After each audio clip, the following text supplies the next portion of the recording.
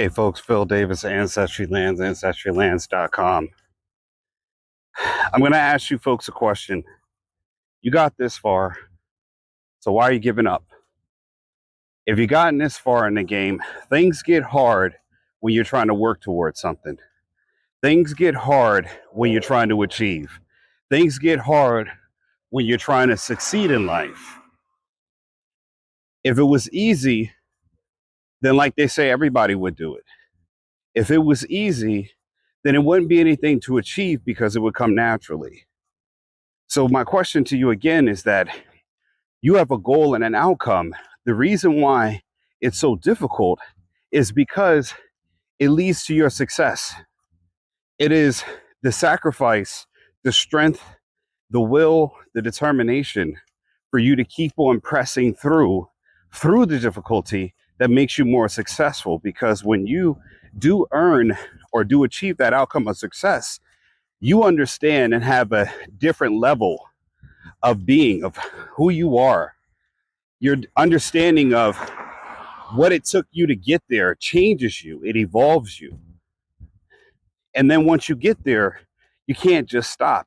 You got to keep climbing. For those people around you that keep saying, well, how much is it? Never enough. You need to keep growing in life. Because if you don't grow, then you're being complacent. Then you're not moving, you're not evolving. That the cost of your success is you changing and giving up and sacrificing complacency in order to evolve you into a being of greater understanding. Because again, when you are, like, let's take me. I've been doing nursing for about over 20 years. When I started off as a nursing student, the level of understanding of the human body, disease processes, sicknesses, when I see someone talk to me about things that are going on within their body, because of my experience, because of my qualifications of being a successful licensed practicing nurse for over 20 years, a registered nurse, I'm able to perceive certain issues that I did not understand before I was a student.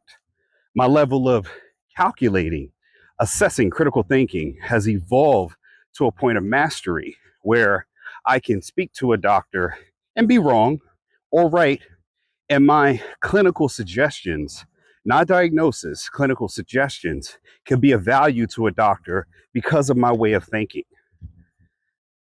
So if you're a business owner, you growing a business and being able to mentor someone else is going to be different than a person who is aspiring to be an entrepreneur. And you have to understand that you have to welcome the sacrifice that you have to make in order to be successful. You have to welcome the struggle that you're going to have to face in order to make it and achieve that outcome. The things like, you take a rapper, like let's take Drake. His level of understanding the rap game now, or music industry, is different than when he was an aspiring artist. So he can teach and inform people, especially new and up and coming musicians, on the pitfalls and things to avoid because he's lived it. So again, our idealism sometimes does not match up with our pragmatism or our real world experience, the things that we understand in real life. It is. See this helicopter coming up.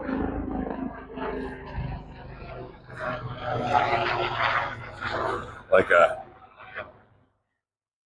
don't know if you can see it, but like a big old helicopter flying through. Of course, whenever I'm going to record, it's either lawnmowers or helicopters now. So back to what I was saying is that you got to understand that struggle is part of it. And people not supporting you is part of it too as well. But the thing about it is that you don't need anyone else's approval, support in order for you to achieve.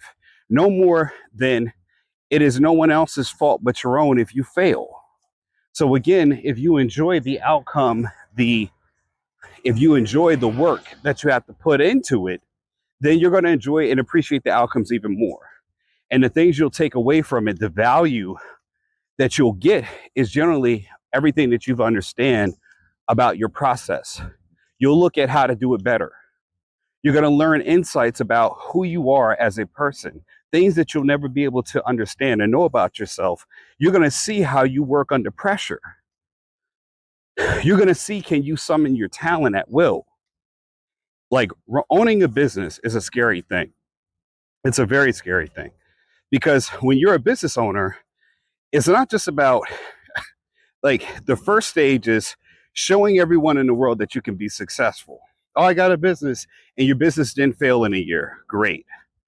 But it evolves more beyond that once you're in business for a year, because people stop wanting to hear the same thing. They want to know, okay, well, how much money did you make? Are you still in business? Like, I'll have people ask me now 4 or 5 years later, hey, are you still selling land? Yeah, I'm still selling land. My question is not, or am I selling land? And I got to answer that. I'm like, why aren't you following the channel? Because you can clearly see we sell land still. If you follow me on any one of the platforms, you go to ancestrylands.com, you'll clearly see that we still have property up there for sale. We got a lot of inventory because I'm an investor. So I'm always going to have land to sell. And again, without that initial first year, people want to see you progress past that. So if you're not progressing, if you're not still making the sacrifice, because again, to have a successful business or to make it as an entrepreneur, it's an ongoing thing. It's a never-ending process. You've got companies that have been around for decades that are falling apart now in this economy.